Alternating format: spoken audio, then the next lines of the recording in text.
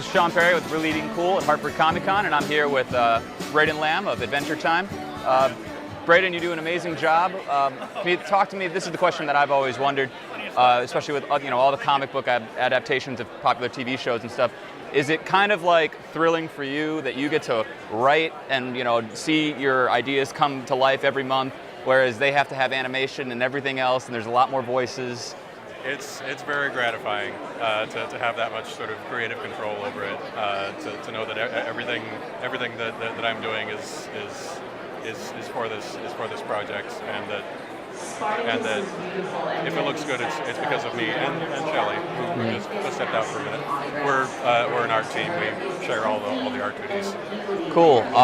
Can you tell me a little bit about what you think, what's the reason Adventure Time is connecting with so many diverse audiences? I'm 25 years old, and I have conversations with 8-year-olds about the show, and they are very deep and intellectual and dystopian content and stuff. Are we giving birth to like an avant-garde, like super revolution with this show, do you think? We can only hope. I think it's a really good example of all ages content, both the show and the comic.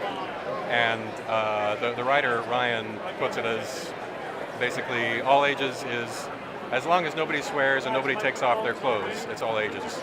I like that it's kind of emotionally mature. It's also weird and scary and funny, and that's what drew me to the show, and why I was so happy to be able to work on the comic.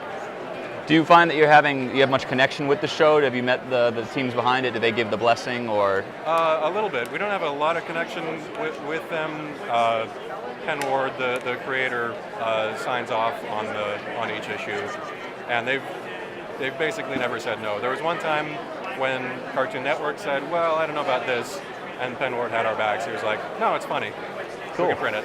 All right, so I don't want to take up too much of your time, but real quick, Hartford Comic Con, the first Comic Con here in Hartford. What's it like coming to an event like this with a newer group of people, or at least a new location, as opposed to like New York and San Diego?